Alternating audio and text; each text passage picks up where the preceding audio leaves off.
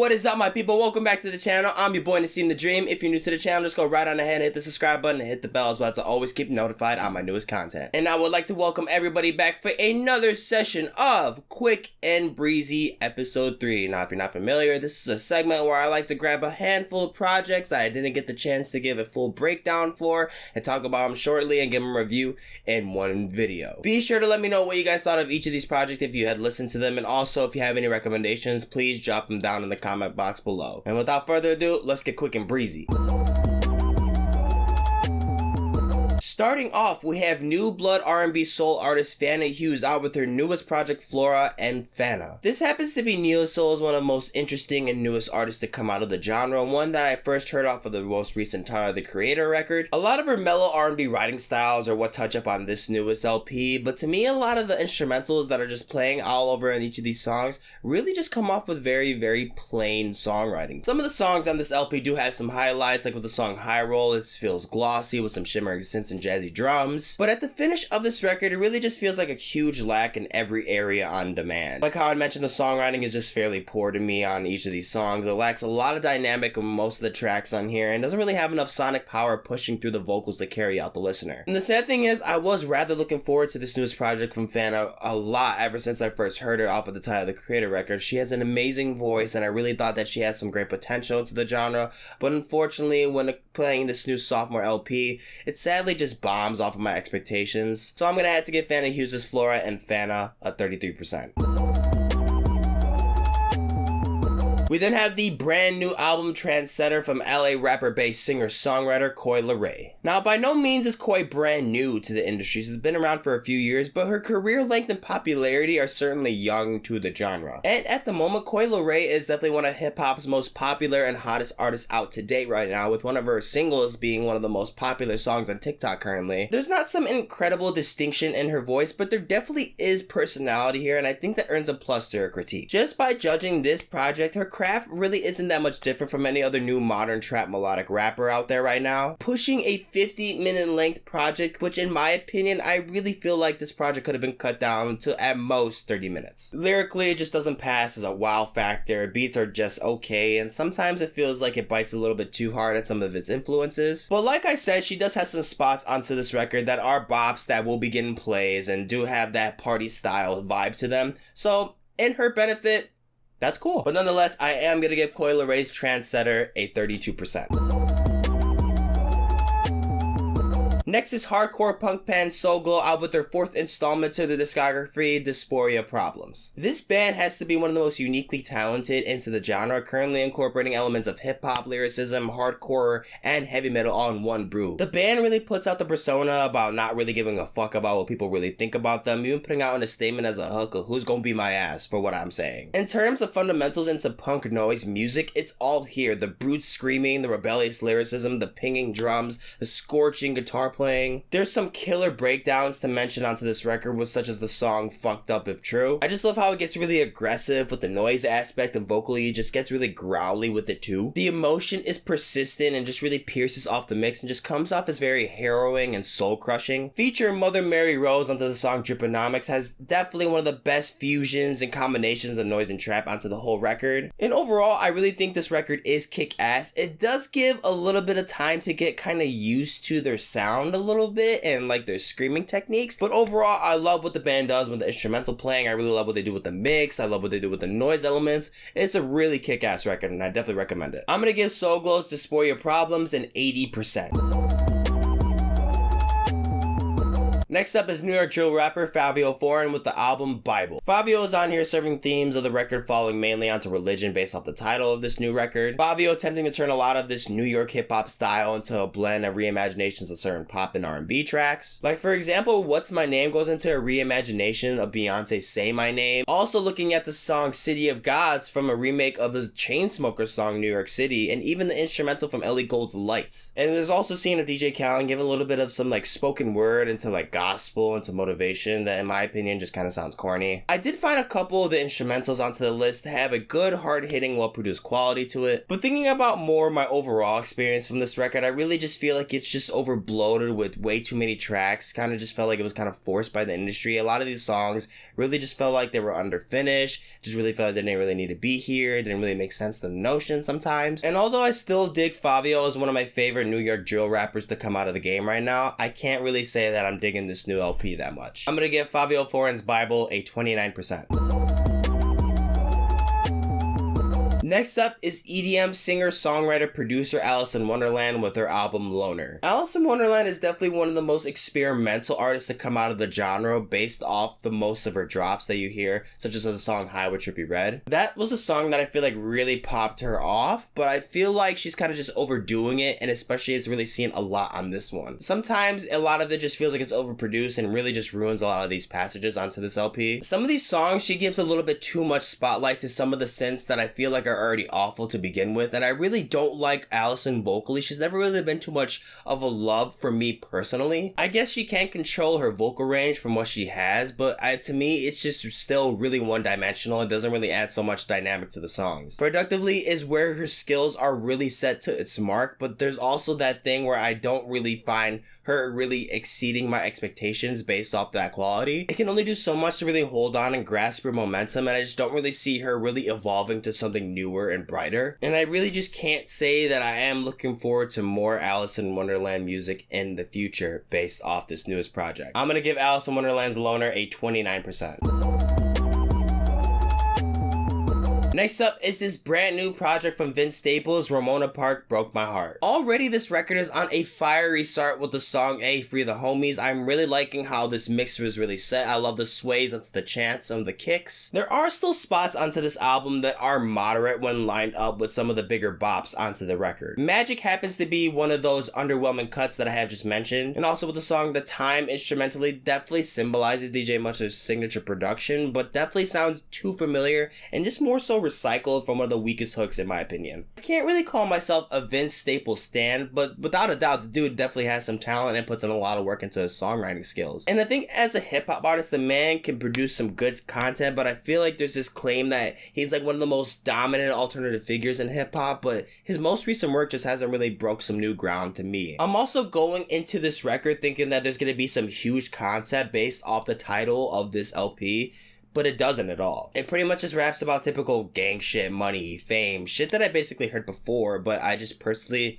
didn't expect and I didn't really want from this record. Like I said, there's good cuts on here and there's no tracks on here that I thought bombed whatsoever, but when it just comes to that feeling you inflicted me as a listener, I have to be honest, I've just never really been moved from Vince Staples' project, so I'm gonna give Vince Staples' Ramona Park Broke My Heart a 56%. Electronica artist Axel Bowman is also out with a new LP called Luz. The beginning of this record really did have a confusing start. It pulls out of this like blank canvas and slowly inserts some details piecing off a bar or two, but doesn't really pull the interest into the mystery. And that is kinda how the rest of this plays out, but it makes up for plenty of the spots when including some of the cosmic synthesizers, the bilingual vocals, and even some of the harmonious background sounds, giving a lot of depth to the record's atmospheres. One of the songs that I really enjoyed productively comes from the song Edgeware Road. Noticing a lot of careful thought put onto the automation. I'm loving the oscillation effects too. They have such a great shining effects and showering white noise to it. I really thought the organic instrumentation of jazz and rock rubbing onto the project were found to be very refreshing as well. This record may be rough around the edges in some spots, but overall I thought it was decent. I didn't mind the writing. I love the sound design on here. I really like the meditative moments onto the track list as well. And just overall, I thought it was a decent listen. I'm gonna give Axel Bowman's Luz a 67%. Trash.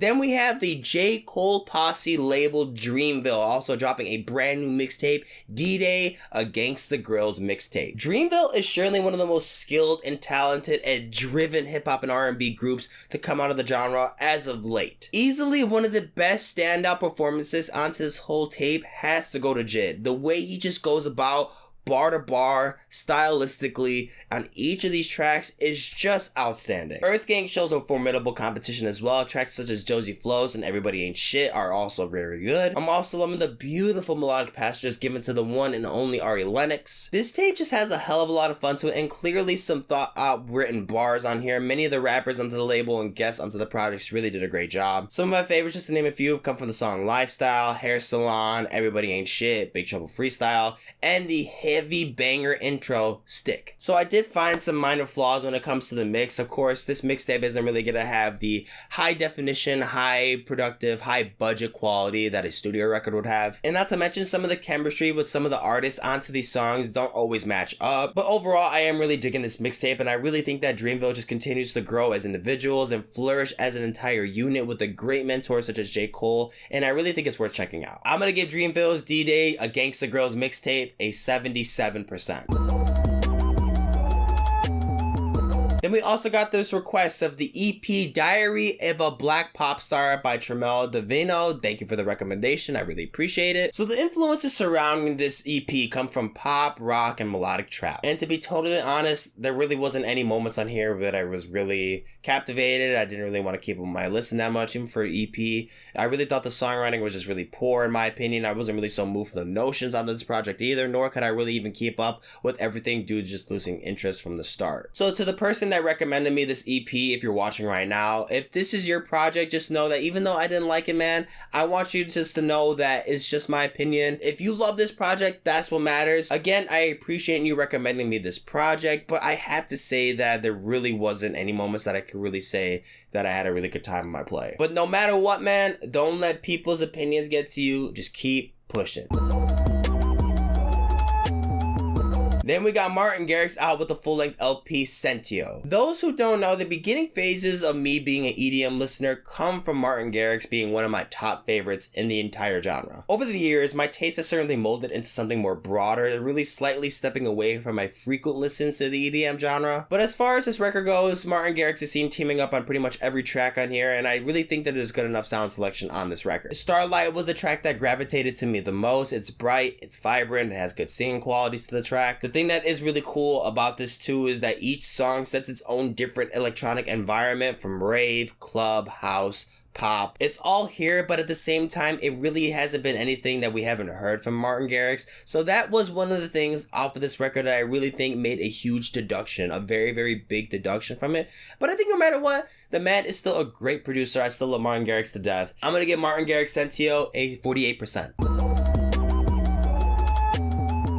Then we have the debut from indie rock band Wetleg with their self-titled LP. I think this band surely has some great skill sets into the indie rock genre, though I do struggle seeing the future of the band based off this debut. As I progress through this project, I can't really say that there's that much evolution through the story of the sound. For the most part, it just sounds like a collection of indie rock onto the track list with the same mood onto each song vocally. And again, I like the attitude that the band displays. I certainly find some great quality into the playing and the talent, and there are good enough moments on each of these tracks, but I just slowly become less curious to see what the band has up next. Just to finish off my thoughts off of this record, this is just a great rock band. This is a good debut to kick off their career. This project is a great indie summer vibe, and I like it overall. I'm gonna give Wetleg's self-titled LP a 71%. One of indie rock's most loved favorite bands to ever hit the market, the Red Hot Chili Peppers, are out with their latest project, Unlimited Love. One of the major things building up to this record is the return of guitarist John Frusciante. And I think Frusciante's presence is felt very much onto this LP. I think his guitar licks and just his guitar playing overall are very, very dope. But with that said, I honestly just feel like this whole project is just a fan service due to the return of John Frusciante. I think it's pretty cool that he's back. Like I said, I love a lot of the guitar playing that he shows on this return album, but if I'm gonna be real, there really isn't that much you're missing out onto this record. If you heard the Red Hot Chili Peppers before, you're not gonna miss anything with this. It's the same blues, they have some jazz influences on here. Again, they have great playing on here. It's not bad, but again, it's nothing new. And that's not such a bad thing, but for me personally, I was really hoping for some new ground to be broken, especially with this epic return, but that's just really not done on here. I'm gonna give the Red Hot Chili Peppers Unlimited Love a 42%.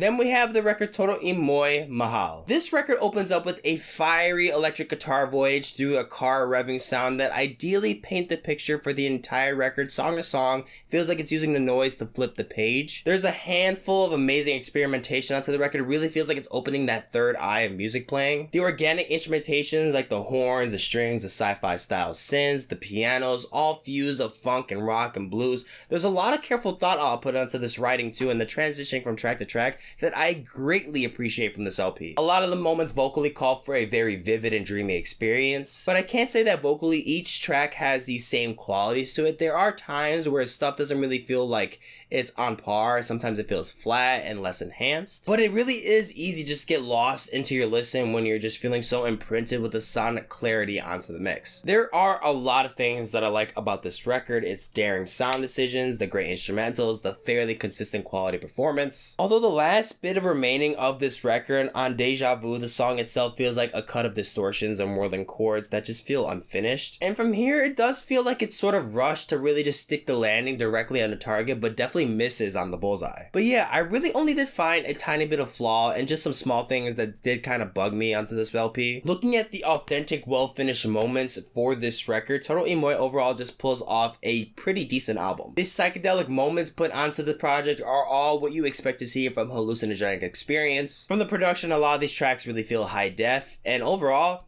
this is a good album. I'm gonna get Toro y Moi's MAHAL a 75%. As always, guys, thank you so much for watching the video. If you enjoy, go to like, share, and comment down below. And if you're not already subscribed to the channel, down in the description, I'm gonna have links for a taste of each of these records and also the links to my social media accounts so you can keep with me on the daily. And I'm gonna catch you in the next one. Deuce.